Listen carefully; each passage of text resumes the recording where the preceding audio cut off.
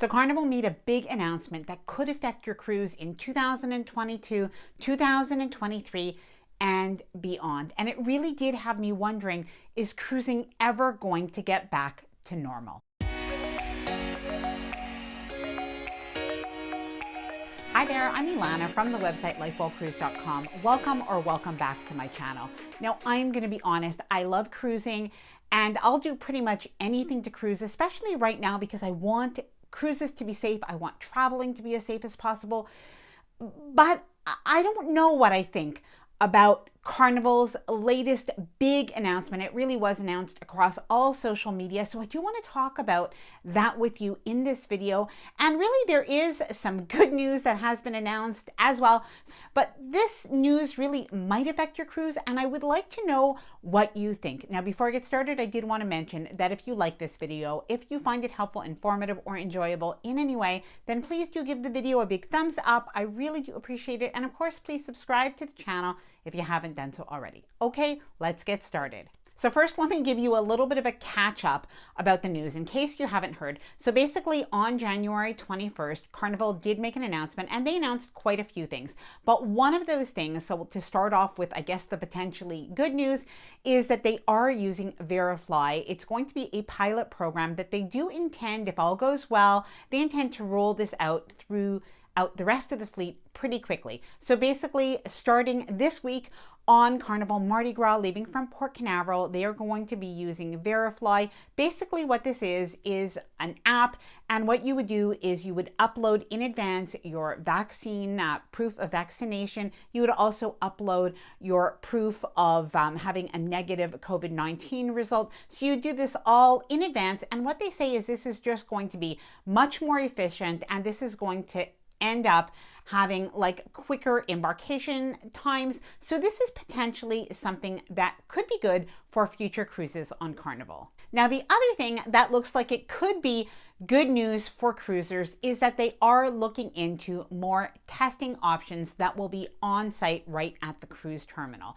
Now, they do say that they're basically going to prioritize those shorter sailings. So this is really what they're looking at first.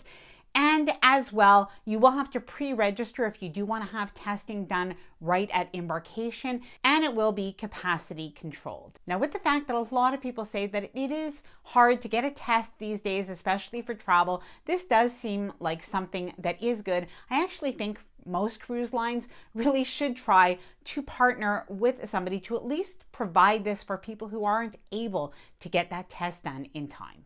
Okay, so on to the bigger news, which, to be honest, I think if the context of the way it was said was just a little bit different, I don't really think it's absolutely such big news. I don't even think it's really surprising news.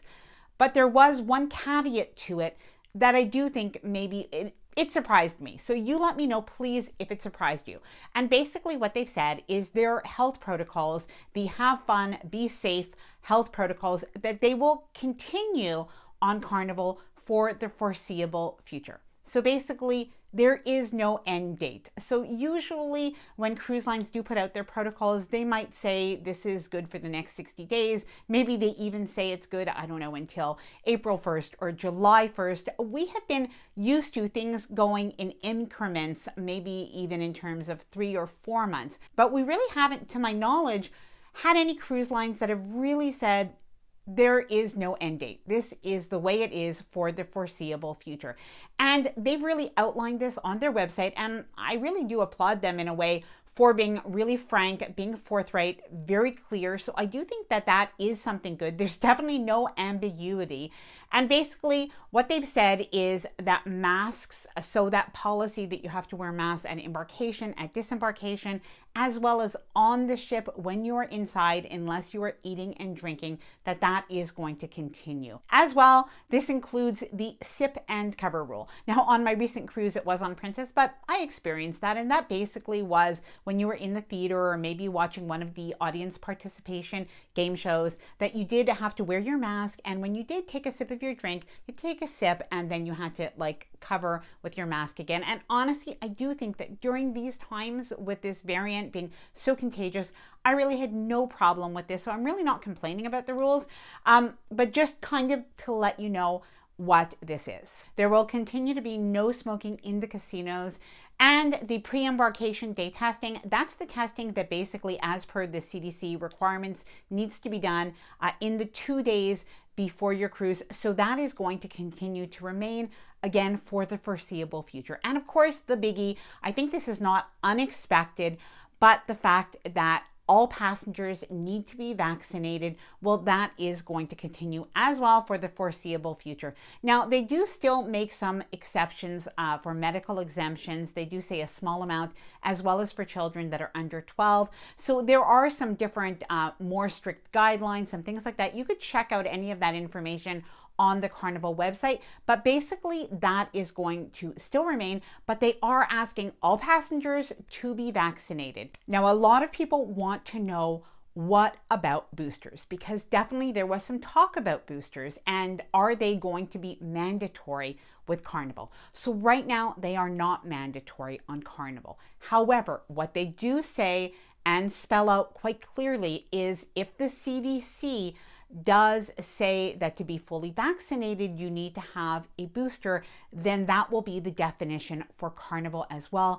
And basically, they are going to go with whatever the CDC recommendation is as for fully vaccinated. Now, I'd really like to know what you think of this. I know that there were some rumors, maybe some ambiguity.